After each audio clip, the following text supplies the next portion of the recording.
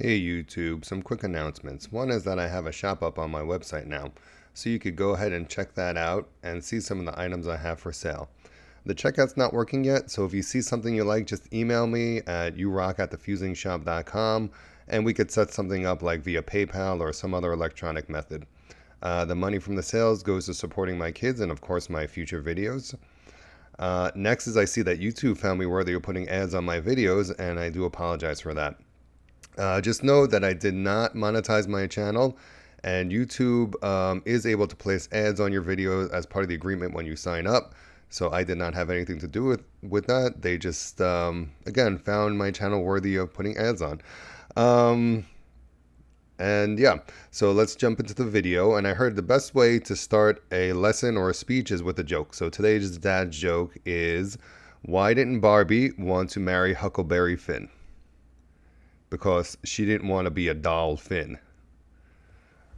Okay, so now that we got the joke out of the way, let's start the video. In today's video, we're going to be working on the differences between a hot seal and a cold seal. And I got a number of questions about this already. But first, I got to take this phone call. Okay, and I'm back. And right now, I have two cold pieces of glass, and you can see that they don't stick together when you touch them. And now I'm going to go ahead and heat one up and just rotate that in the fire and get that, just the very tip of that glass nice and hot. The first seal we're going to do is called a cold seal, and that's when one piece of glass is hot and the other piece is cold. I have the cold glass in my right hand, and I have that I'm heating up that glass in my left hand right now, and just rotate that in the flame. Get it nice and juicy hot. You do want it to turn red hot. You can see it's red hot in the shot here. And when you touch the two together, the red hot one, I pulled it out a little bit so you can see that little bit of glass sticks to the rod in my right hand. Now I'm just going to tweeze that off real quick. And we're going to go ahead and do the cold seal. Only one piece of glass should be moving, and that's the one that's hot. The other piece should not move at all. And that's the point of the cold seal, is that it's easy to crack off when you need it to. So again, I'm just going to get this, and now I'm going to preheat the one in my right hand next to the fire. Just keep it warm. You don't want it to be super cold when you go in for the cold seal.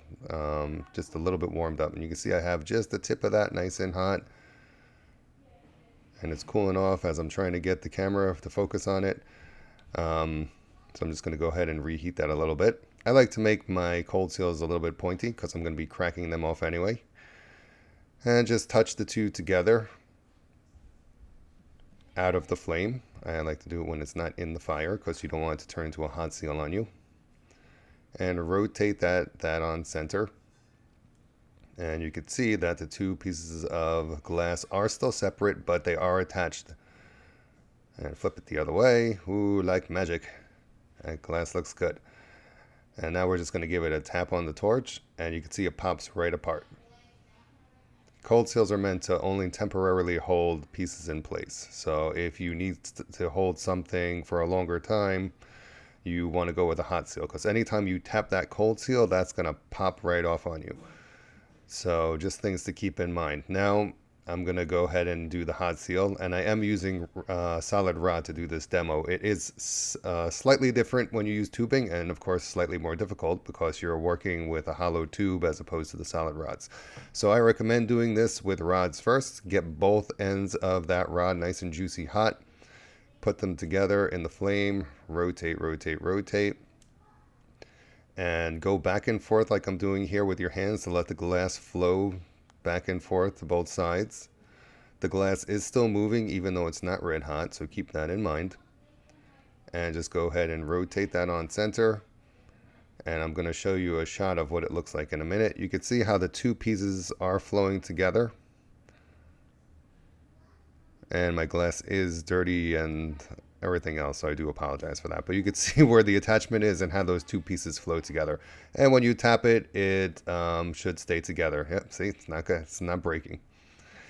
And that's how you form a hot seal. I'm going to go ahead. Now I'm just tapping it everywhere to show that it's not popping off.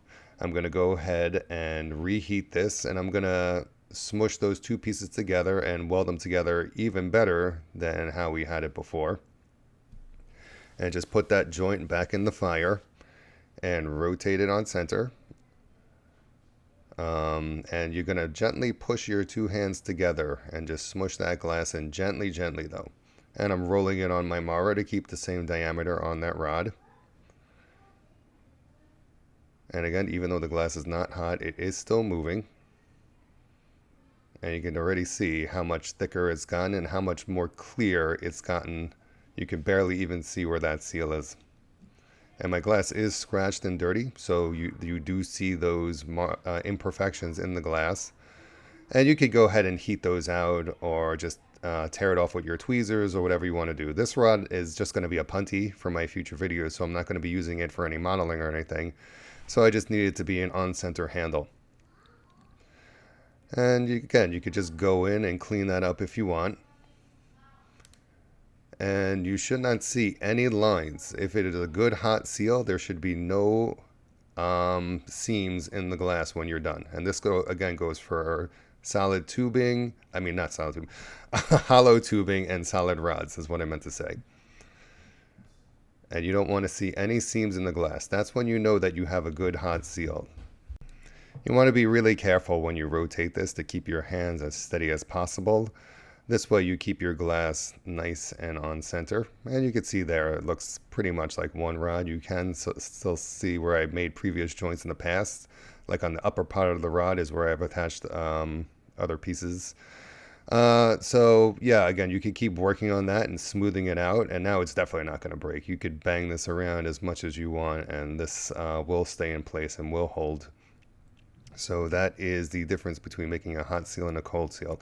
If you do want to see me do it on tubing, let me know in the comments below. Don't forget to like, comment, and subscribe. Share it with your friends and everyone else, and I'll see you in the next video.